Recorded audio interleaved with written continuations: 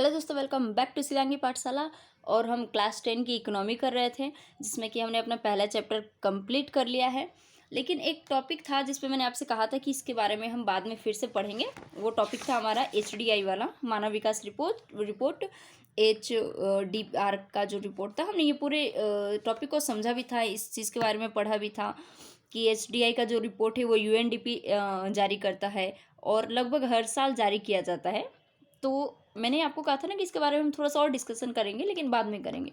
तो हम इस चीज़ के बारे में थोड़ा और डिस्कस करेंगे। अब आप पूछोगे कि इसके बारे में डिस्कस करना इम्पोर्टेंट क्यों है? तो सबसे पहले रीज़न है कि अब जो मानव विकास का रिपोर्ट आएगा फिर, या UNDP जो भी रिपोर्ट अब जारी करेगा, तो हमें पता होना चाहिए कि हमें इस रिपोर्ट को देखना है, पढ़ना है, क्योंकि मेंस के राइटिंग में ये सारी चीज़ें हमारे काम आएँगी। जैसे मान लो आप किसी टॉपिक को लिख रहे हो, आप भारत की शिक्षा पे लिख रहे हो, तो आप इस रिपोर्ट को दिखा सकते हो कि हाँ, भारत में शिक्षा का ये स्तर है और इसके बारे में ये रिपोर्ट प्रकाशित हुई है। तो ये होता है ना कि जब हम कोई बात कहते हैं, उस बात को प्रूव करने के लिए हमें क्या फैक्ट चाहिए, तो ये सारी रिपोर्ट्स हमें एज अ फैक्ट काम आएंगी। इसको रखते हैं, चलते हैं नोट्स पे। तो ये रही हमारी। अच्छा, देखते हैं, पहले समझते हैं विकास को, कि जो मानव विकास सूचकांक है, ये जो मानव विकास रिपोर्ट आती है, उस रिपोर्ट में मतलब क्या रहता है, या उस रिपोर्ट को हम कैसे समझें। मैं आपके एक एग्जांपल से समझाती हूँ। मैंने आपके लिए विकास का मतलब क्या होगा, जैसे मैंने आपको कहा कि मैंने आपको एक हेल्दी शरीर दे दिया, आप स्वस्थ हो, आप बहुत अच्छे हो, आप मजबूत हो, आप बीमार नहीं हो, लेकिन मैंने आपको पैसा नहीं दिया। ठीक, मैंने आपको कहा कि नहीं, मैं आपको पैसा नहीं दूंगी, आपको एक हेल्दी शरीर दे देती हूँ। तो आप क्या बोलोगे कि अच्छा, इसके पास तो बहुत अच्छा हेल्दी शरीर है, इसकी ये ना बीमार पड़ता है, ये आराम से खाता पीता है, अच्छी लाइफ जीता है। जो तकलीफ एक बीमार लोग को होती है, वो तकलीफ इसको नहीं होती। तो इसका मतलब क्या होगा कि ये इस इंसान का विकास ठीक है, ये प्रगति पे है। या एक इंसान और है जिसको हमने पैसा दे दिया कि चलो तुम्हारी प्रति व्यक्ति आय, या तुम्हारा जो मतलब तुमको हम सैलरी देते हैं, 1 लाख की सैलरी देते हैं, लेकिन तुम बीमार रहोगे, तुम सालों भर बीमार रहोगे, बहुत बीमार रहोगे।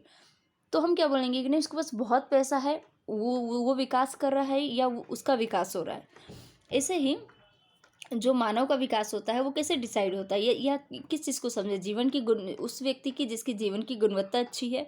तो ये सारी चीज़ें मिलती है कि आप मानव के विकास को, या विकास को किसी एक दायरे में, आप किसी इसमें से किसी भी एक दायरे में नहीं बांध सकते। मैंने यहाँ पे 2-3 क्वेश्चन मार्क दिए हैं, जिसमें आपको जो ठीक लगे आप इसमें लिख लीजिएगा कि आप किसी एक दायरे में, या किसी एक सूचकांक से, या किसी एक दो तरीके से नहीं बांध सकते। ये सार्वभौमिक टॉपिक है, बहुत ही बड़ा टॉपिक है, जिस पे आप बहुत सारी चीज़ें ऐड कर सकते हैं। जैसे कि हम आगे कभी पढ़ेंगे तो हम भूटान के बारे में पढ़ेंगे कि मानव विकास सूचकांक उसका क्या है और UNDP का क्या है। तो वो बात की बात है, अभी इतना समझते हैं। दूसरा है कि मानव विकास सूचकांक को मापा कैसे जाए। एक तो सबसे पहले इसका कोई तरीका, स्पष्ट तरीका नहीं है। मैंने आपसे कहा ना, यही सारी चीज़ें हम जो जिसकी जीवन की गुणवत्ता अच्छी है उसी को माप लेते हैं। लेकिन फिर वो लोग जिनके पास स्वस्थ शरीर है उनको माप लेते हैं, फिर लगेगा नहीं नहीं, उनको माप लेते हैं जिनके पास प्रति व्यक्ति आय ज़्यादा है। या हम उन्हें माप ले जो क्या बोलते हैं वो हैं, मतलब कि अच्छे इन्वायरमेंट में रहते हैं, या उन्हें माप ले जिनके यहाँ खेती अच्छी होती है, या उन्हें माप ले जिनके यहाँ शिक्षा अच्छी है। तो हम कैसे मापे कि कौन विकास का जो मापन होगा वो क्या होगा। तो इसका कोई स्पष्ट तरीका नहीं है। सब कोई, भूटान अपने तरीके से मापता है और UNDP अपने तरीके से मापती है। जैसे कि आप हमने उसमें पढ़ा था इस बुक में कि श्रीलंका हम लोगों से आगे है, हालांकि आज आप देखो कि श्रीलंका हम लोगों से बहुत पीछे है। तो ये डिस्कस वाली टॉपिक है, बाद में कभी डिस्कस करेंगे। इसके बाद है कि मानव विकास सूचकांक का जो आइडिया आया, ये जो कॉन्सेप्ट आया, ये कॉन्सेप्ट आया कहाँ से, यह कॉन्सेप्ट लेके कौन आया।